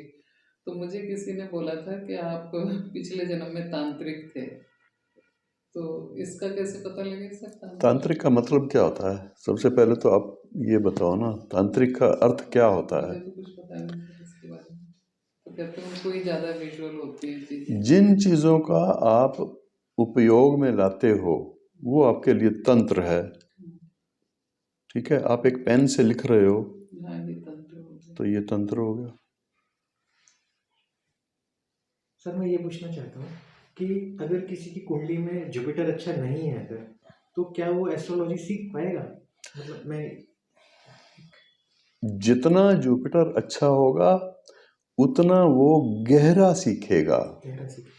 ठीक है, जुपिटर एक प्लेनेट है शुभ, शुक्र भी शुभ प्लेनेट है, जुपिटर भी, बृहस्पति भी शुभ प्लेनेट है। तो ये दोनों देते ही देते हैं, किसी को थोड़ा कम देते हैं, किसी को थोड़ा ज़्यादा देते हैं, और फिर इनसे छीनना पड़ता है, इनसे लेना पड़ता है। इसके लिए अभ्यास करना पड़ता है। जुपिटर को अच्छा नहीं है तो और ज़्यादा अभ्यास से आप अच्छा बना सकते हो, और रिस्पेक्ट करके अच्छा बना सकते हो, ठीक है नहीं। जुपिटर के लिए क्या चाहिए? गुरु की रिस्पेक्ट, गुरु की रिस्पेक्ट, आध्यात्मिक गुरु की रिस्पेक्ट, अध्यात्म से जुड़ो और गुरु को अच्छा करो। गुरु को अच्छा किन किन तरीकों से आप कर सकते हो बताओ? सर, डेली बैठ करके रोज घंटा आधा घंटा आध्यात्मिक साधना करो। गुरु अच्छा होगा या नहीं होगा? गुरु का क्षेत्र क्या है? गुरु क्या कहता है? आध्यात्म से जुड़ो, मेरे जैसे बनो। गुरु यही कहता है ना कि मेरे जैसे बनो तो मेरी दोस्ती तुम्हारे से हो जाएगी। यही बात है। तो गुरु के जो स्वभाव हैं उनके स्वभाव को अडॉप्ट करो, उन जैसे बनो। कितने बनो? जितने बनोगे उतना ज्यादा वो मिलेगा। सिंपल से लॉजिक है। गुरु सबके लिए शुभ है। गुरु को और शुक्र को शुभ ग्रहों की श्रेणी में इसीलिए रखा गया है। इनके पीछे मेहनत करनी पड़ती है। शुक्र के पीछे भी मेहनत करनी पड़ेगी। शुक्र की अगर लग्जरी चाहिए, सब चीज़ें चाहिए आपको, तो उसके लिए भी मेहनत उसी वो दिशा वो हो गई, ये दिशा ये हो गई, थोड़ा सा अपोजिट है। वो राक्षसों के गुरु हैं और ये देवताओं के गुरु हैं, इसलिए अपोजिट है। जैसे शुक्र और गुरु की हम एक साथ भी आराधना कर सकते हैं? एक की प्राप्ति होगी ना आपको।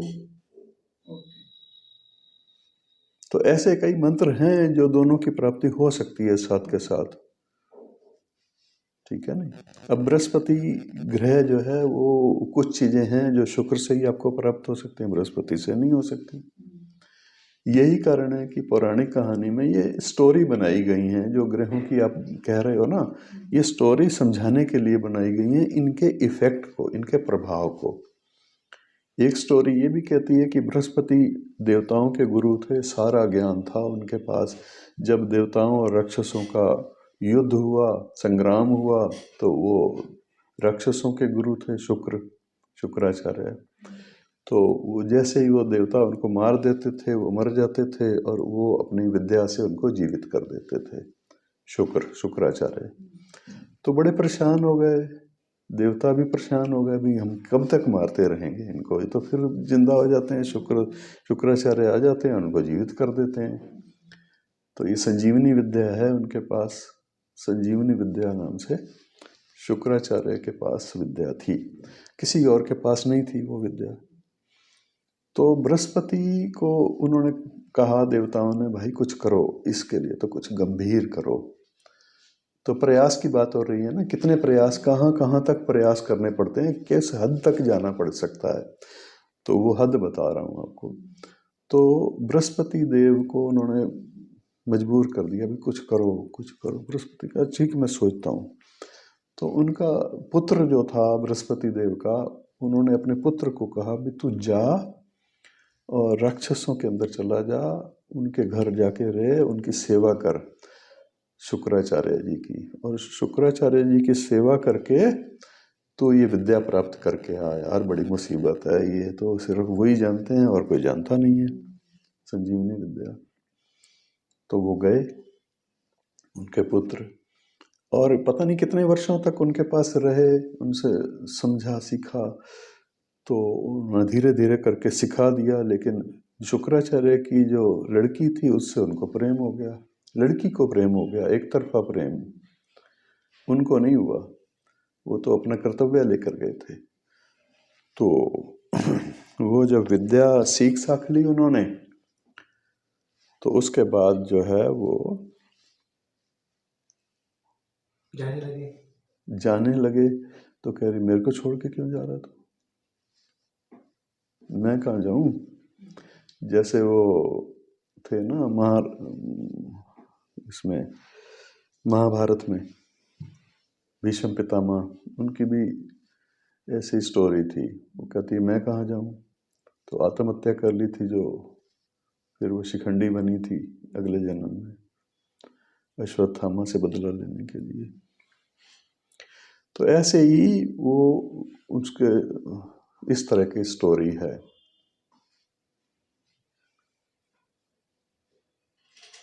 तो इसका मतलब यह है कि कोई चीज आपको कहाँ से पता प्राप्त होगी, किस युक्ति से प्राप्त होगी, किस ढंग से प्राप्त होगी, प्राप्त तो उसने कर ली, लेकिन उससे निपटने के लिए भी फिर एक लंबी कहानी है। वो फिर यहाँ मैं कैसे सुनाऊँ आपको, लंबा टाइम लग जाएगा उसमें। हाँ, वो आप पढ़ लेना, नेट पर भी मिल जाएगी आपको। किससे मिलेगी सर? शुक्राचार्य की संजीवनी विद्या से जुड़ी, बस आप सर्च कर रहे हो ना, संजीवनी विद्या का सर्च करोगे सारी स्टोरी आ जाएगी। तो इस तरह से शुक्र के प्रभाव को बढ़ाना है। अगर शुक्र से संबंधित आपको विद्याएं चाहिए, मतलब कौन सी विद्याएं चाहिए आपको? आपको नृत्य करना है। क्या करना है? नृत्य सीखना है। तो नृत्य में क्या है, दो चीजें आ गई।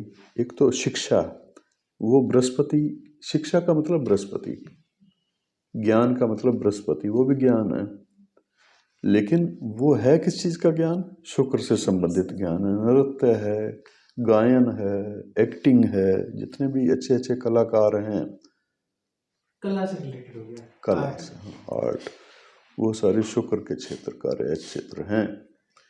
तो उनके लिए भी आपको जी तोड़ मेहनत करनी पड़ती है। इसी तरह से एस्ट्रोलॉजर बनने के लिए भी आपको बृहस्पति को अच्छा करना ही पड़ेगा। डेली जितना टाइम बृहस्पति के लिए आप दे सकते हो उतना ध्यान, साधना, मेडिटेशन, पूजा, ईश्वर उपासना, धर्म के रास्ते पर चलना, किसी का वो नहीं करना, किसी का अहित नहीं करना।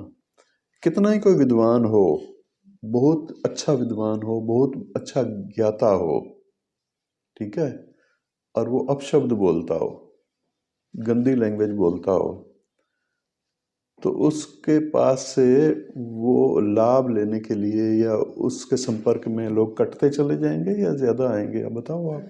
कट जाएंगे सर, उसकी वाणी अच्छी नहीं है, ठीक है नहीं? तो इसीलिए ये कहा गया है कि आपको बृहस्पति जैसे गुण धारण करने पड़ेंगे। ये विद्या बृहस्पति की विद्या है, इसके लिए बृहस्पति जैसे गुण धारण करोगे तो अच्छे एस्ट्रोलॉजर बनोगे।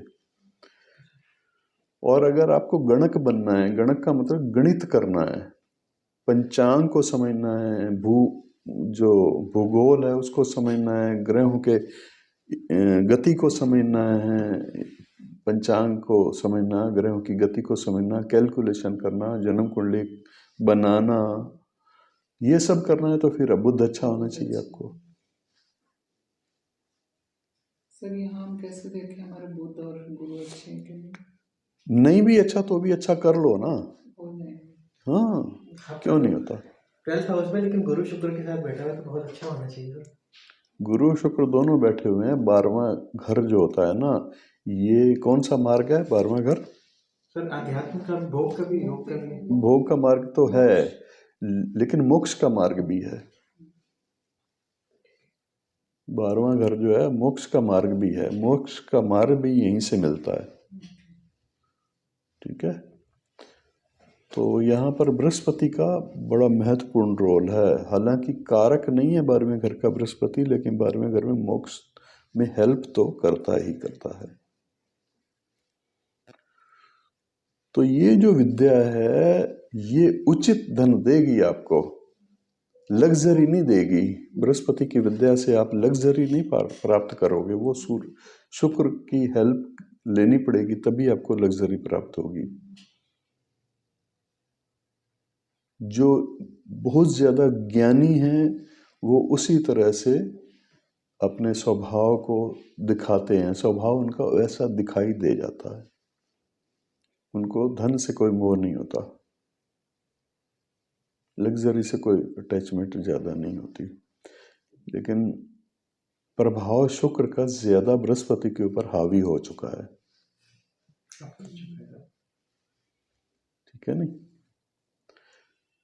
तो इसका मतलब जितने भी विद्वान हैं वो बृहस्पति के जितने भी गुण धारण किए हुए हैं, साधु, सन्यासी, महात्मा, बड़े बड़े महात्मा, वो कौन लग्जरी से छूटा हुआ है इस टाइम पर? बताओ सर। जया किशोरी जी देखो, लग्जरी से कोई छूटा हुआ नहीं है। महंगे से महंगे मोबाइल मिल जाएंगे, महंगी से महंगी गाड़ियां उनके पास। अपने बाल वगैरह जो लटाएं बना रखे हैं वो भी ठीक कराने आते हैं। सर आगे इसके आगे क्या करें, लिखना है जितना महत्वपूर्ण भाव उतना महत्वपूर्ण कारक और भावेश है, इसके आगे कुछ बराबर वेटेज है बराबर वेटेज है इस, मतलब अभी और लिखना है या? हाँ, भाव भावेश और कारक, इसको प्रैक्टिस से आप ऐसे ऐसे एक एक कुंडली का अभ्यास करेंगे आने वाली कक्षाओं में। एक एक कुंडली को एग्जाम्पल कुंडली जब देखेंगे तो तब इसी फार्मूले पर आपने देखनी है, भाव भावेश और कारक, बस ये फार्मूला है, ऐसे मान लीजिए। जन्म कुंडली देखने के लिए भाव भावेश और कारक, आपको ये पता है कि कौन सा भाव क्या बताता है, पता है ना? तो आप देख लोगे कि भावेश क्या कहता है।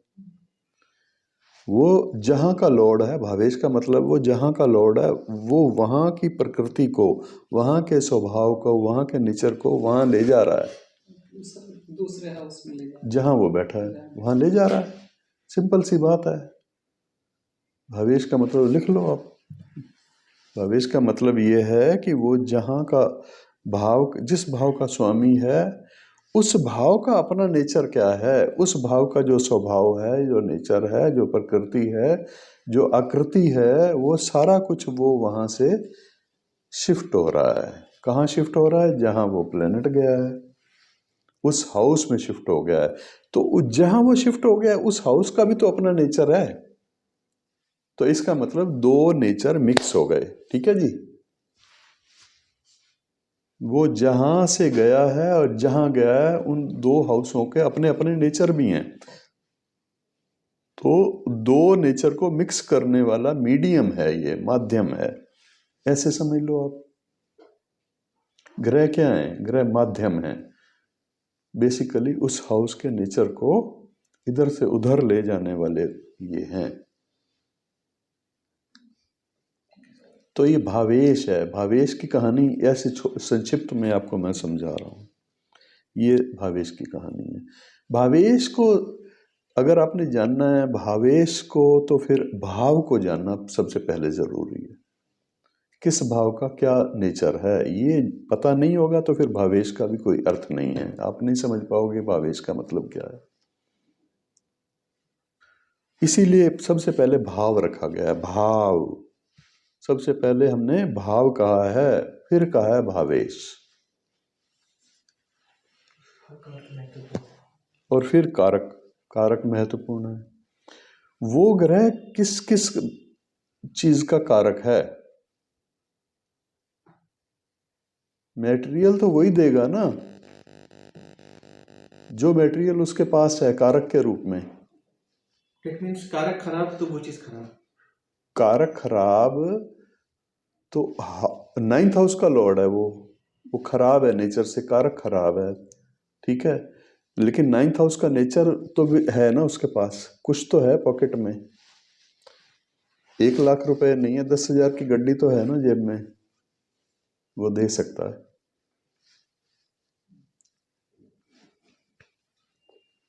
उतना नहीं देगा। अगर वो कारक भी है और शुभ हाउस त्रिकोण में से 9th हाउस का लॉर्ड भी है और कारक भी है और नेचर से भी शुभ ग्रह है, शुक्र है या वो है बृहस्पति है, तो ऐसे में कितने गुण मिल गए? भाव के गुण भी मिल गए, भावेश के गुण भी मिल गए, कारक के गुण भी मिल गए। वो 9th हाउस का लॉर्ड अगर पंचम भाव में जाकर के बैठ जाता है तो क्या क्या ले गया? भाग्य। भाग्य, 9th हाउस, किस्मत, 5वें स्थान में, शुभ स्थान में गया, और साथ में क्या गया? कारक के रूप में वो बृहस्पति है। हाउस के रूप में वो बृहस्पति है, हाउस का लॉर्ड ही बृहस्पति है और कारक भी बृहस्पति है। तो फिर वो कौन सी चीज ऐसी है जो छूट गई, वो वहां नहीं देगा? उस छूटी हुई चीज को 5%, 20%, 30% क्या है, वो दृष्टियां बताएंगी। अरे भाई 5वें स्थान पर दृष्टियां भी देख लो ना, किसी खराब ग्रह की दृष्टि तो नहीं है, वो उनके उस फल को कम कर सकती है। सर कम कर सकती है, खत्म भी कर सकती है? खत्म नहीं कर सकती, अच्छा, एक बहुत बड़ी चीज है जो आपके लिए आ रही है, तोहफा। तो उसको वो कितना छोटा सा है, वो 3 एंगल से आपके लिए शुभ कर रहा है। बृहस्पति बृहस्पति 3 एंगल से आपके लिए शुभ कर रहा है। 9th हाउस का लॉर्ड भी होकर के शुभ कर रहा है, 9th हाउस का कारक होकर के भी शुभ कर रहा है, ठीक है। और शुभ हाउस में भी बैठा हुआ है, तो सब शुभता शुभता, सब रोशनी रोशनी रोशनी, प्रकाश, ज्ञान, विज्ञान, सब कुछ। एक छोटा सा ग्रह है, शनि है, उसकी दृष्टि पड़ रही है। वो शनि 3 एंगल शुभ हैं, 1 एंगल अशुभ है। और शनि की अपनी शक्ति क्या है, ग्रहों की अपनी ताकत क्या है, वो वहाँ भी ये मैटर करता है कि वो किस अवस्था का है, बालक अवस्था का है, युवा अवस्था का है, वृद्धावस्था, ये तो पढ़ा है ना आपने जी। तो उतनी ही शक्ति से वो उस पर प्रहार करेगा। सर एक क्वेश्चन पूछना चाहता हूँ, पहले आपसे भूल गया। ये आपने बताया कि आयरन डोम है ना उसके पास, इसराइल के पास, ठीक है नहीं। और इधर से कोई आई मिसाइल, क्या आई मिसाइल, कुछ मिसाइलें तो वहाँ की फटी जाती हैं ना, कितनी रोक लेगा वो। तो बृहस्पति है, वो सारा शुभ प्रभाव है, जैसे आपको मैं कुंडली में समझा रहा हूँ। लेकिन वो जो नहीं छूट पा रही वो दृष्टियां हैं। सर आपने ये बताया कि जो 7वीं दृष्टि होती है 180 डिग्री पर पूर्ण दृष्टि होती है, जिसमें आपको पूर्ण देख रहा हूँ, तो ये जो इसकी जो पूर्ण दृष्टियां जो होती हैं वो मंगल की भी 4 और 8 भी पूर्ण ही होती हैं। शनि की 3 और 10 भी पूर्ण ही होती हैं, यानी कि वो कंप्लीट पूरा इफेक्ट देगी। हाँ, हम पूर्ण दृष्टियों को ही महत्व देंगे। पूर्ण दृष्टियों के लिए ही आचार्य कहते हैं कि पूर्ण दृष्टियों का ही इफेक्ट होता है, बाकी छोड़ दो तुम इधर उधर की दृष्टि। मैं यही पूछना चाह रहा था कि जो 30वीं और 10वीं है, 5वीं और 9वीं है, वो पूर्ण मानी जाएगी? पूर्ण, हाँ, बृहस्पति की पूर्ण मानी जाएगी 5वीं और 9वीं।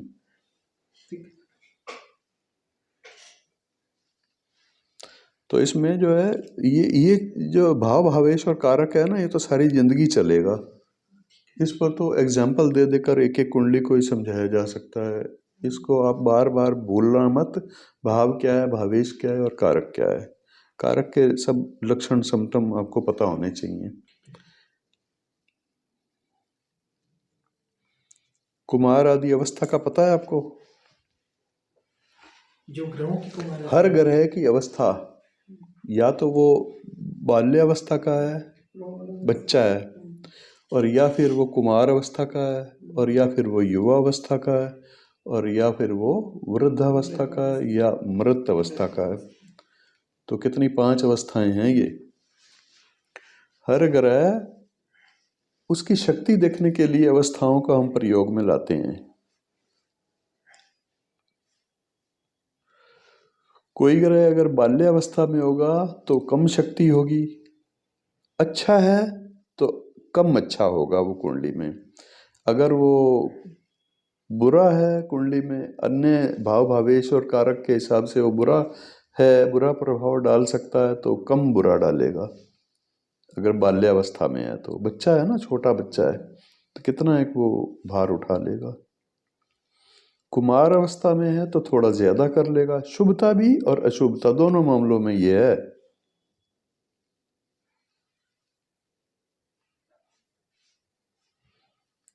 युवा अवस्था में है तो पूरी एनर्जी होगी उसके पास। युवा अवस्था का कोई भी ग्रह है और वो उसका इफेक्ट तो जैसे भी आप इफेक्ट देखते हैं सब ग्रहों का भाव भावेश और कारक के दृष्टिकोण से, तो वो पूरा इफेक्ट होगा 100% युवा अवस्था में। वृद्धावस्था में कम हो जाएगा।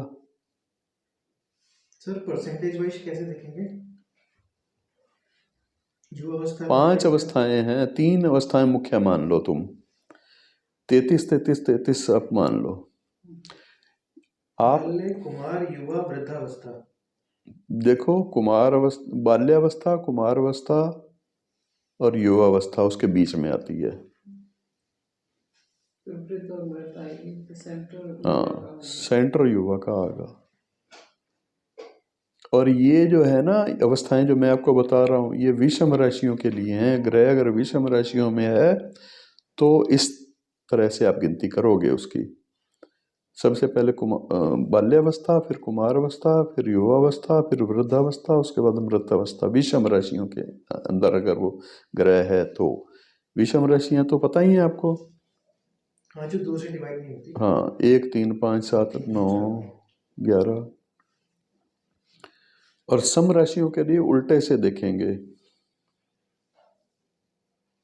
कोई ग्रह सम राशियों में है तो उल्टे से, यानी कि उल्टे से, हाँ, पहले 6 लास्ट वाले 6 डिग्री जो हैं, 6 डिग्री हो गए ना, 5 अवस्थाओं में 6 डिग्री। बाल्यावस्था में ग्रह है तो 0 से लेकर 6 डिग्री तक का ग्रह है।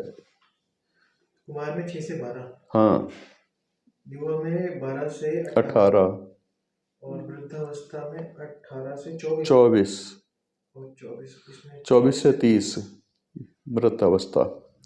तो इसी तरह से 24 से 30 जो है वहाँ अगर सम राशि में कोई ग्रह है तो बाल्यावस्था का आ जाएगा, यानी कि 0 से 6 मृत में आ जाएगी। हाँ, और 24 से 18 का अगर है तो फिर वो कुमार अवस्था में आ जाएगा, सम राशि वाला। लेकिन 18 से 12 में तो सभी में ही युवावस्था में रहेगा, चाहे इधर में चाहे उधर में। 12 से 18 डिग्री का कोई भी ग्रह होगा वो हमेशा युवा ही माना जाता है, इसीलिए वो इफेक्ट ज़्यादा देता है, यही कारण है, यंग है वो।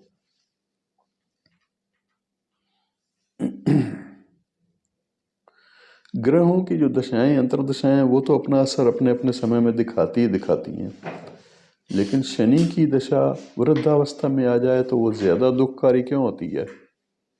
क्योंकि ऑलरेडी क्योंकि ग्रह ही वृद्धावस्था का कारक है। वृद्धावस्था की सूचना देने वाला ग्रह कौन सा है? शनि ग्रह।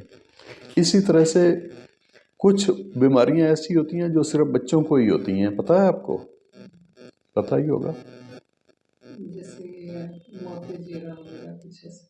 बड़ी सारी बीमारियां होती हैं जो बाल्यावस्था में ही 5-7 साल तक उसकी केयर ज़्यादा, इसलिए इंजेक्शन लगते हैं कि उनको वो वाली बीमारियां ना हो।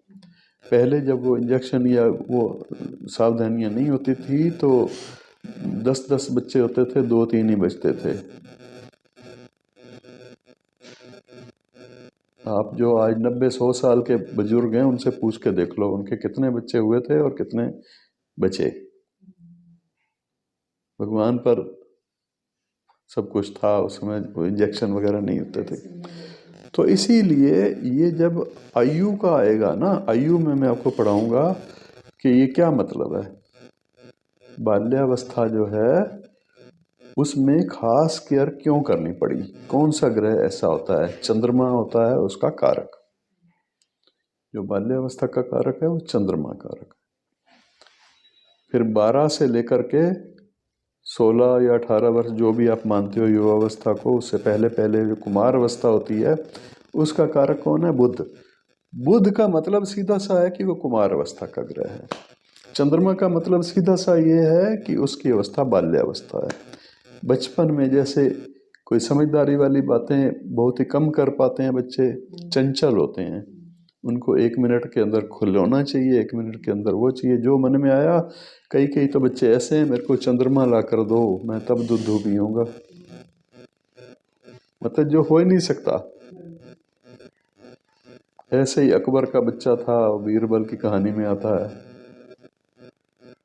वो कहता है कि मेरे को तो, मैं तो खाना नहीं खा रहा, वो खाना नहीं खा रहा था, वो सारे परेशान कर रहा है, क्यों नहीं खा रहा, रोए जा रहा है। तो उसने बुलाया बीरबल को, भाई ये समस्या है, सारी समस्याएं तो बीरबल निपटाते थे। तो उन्होंने कहा क्या बात है बेटे? कह रहा वो चंद्रमा चाहिए मेरे को, वो चंद्रमा वो यहाँ मेरे को चाहिए यहाँ। अब बताओ बीरबल ने कोई युक्ति लगाई होगी या उसको सेटिस्फाइड किया होगा, भाई ये ले चंद्रमा आ गया, तो तब उसने खाना खा लिया। सर युवावस्था में फिर शुक्र माना जाएगा? युवावस्था का शुक्र ग्रह, वृद्धावस्था का शनि। तो अगर शुक्र ग्रह की दशा आ जाए युवावस्था में तो शुक्र ग्रह कैसा है उसकी कुंडली में? वैसी ही प्रवृत्ति उसकी होगी। ओके। भैया एक तो शुक्र की अवस्था है और एक शुक्र उसकी कुंडली में अगर अच्छा हो गया तो फिर तो वो खूब लग्जरी वाला और खूब शुक्र से संबंधित सारी चीजें उसके पास शानदार होंगी।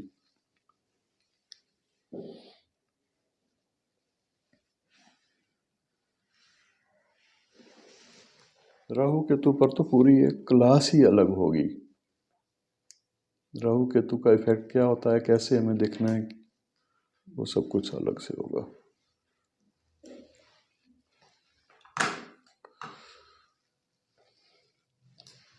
तो ठीक है, आज के लिए हो गया। अब क्या रह गया अगली क्लास के लिए? देखो क्या रह गया अगली क्लास के लिए, नोट कर लो आपको क्या करना है। सबसे पहले आते ही आपको उस क्लास में वहीं से स्टार्ट करना है। आज हमने किया है, दृष्टियां की हैं, कारक किए हैं, कौन कौन सा ग्रह किस किस चीज का कारक है, उसको क्यों महत्व दिया जाता है, फिर भाव भावेश और कारक को समझा है। ठीक है, कुमार आदि अवस्था को भी आपने समझ लिया है। अब अगली क्लास में हम लेंगे योग कारक ग्रह।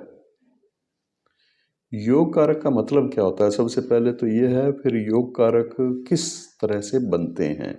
योग कारक का मतलब क्या होता है? योग कारक का एक मतलब ये भी होता है कि वो दो या दो से ज्यादा ग्रह मिल करके जो योग बना रहे हैं वो योग कारक कहलाते हैं। पर वो योग शुभ है, तो यहाँ पर ये मतलब है वो योग शुभ फल देने वाला है, तो ग्रंथकार ये कहते हैं कि योग कारक ग्रह है।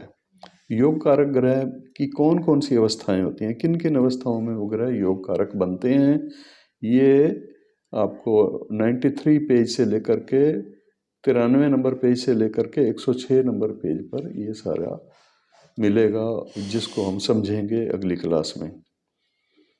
और उसके बाद फिर ग्रहों के फल देने का प्रकार, ग्रह कितनी तरह से फल दे सकते हैं, टोटल कितनी तरह हैं, उसमें कितनी प्रकृतियां हैं, कितने प्रकार हैं ग्रहों के, वो 6 प्रकार हैं। इस पर पूरी डिटेल से लेक्चर, उसमें 6 जो प्रकार हैं वो हैं गुणज फल, अनुगुणज फल, योगज फल, सहायज फल, दृष्टिज फल और मितज फल। इनको हम समझेंगे कि क्या क्या हैं, कैसे ग्रह 6 तरह से फल दे सकते हैं।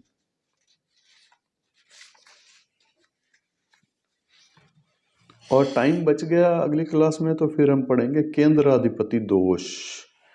एक दोष होता है जिसके कारण अच्छा ग्रह भी बुरा बन जाता है।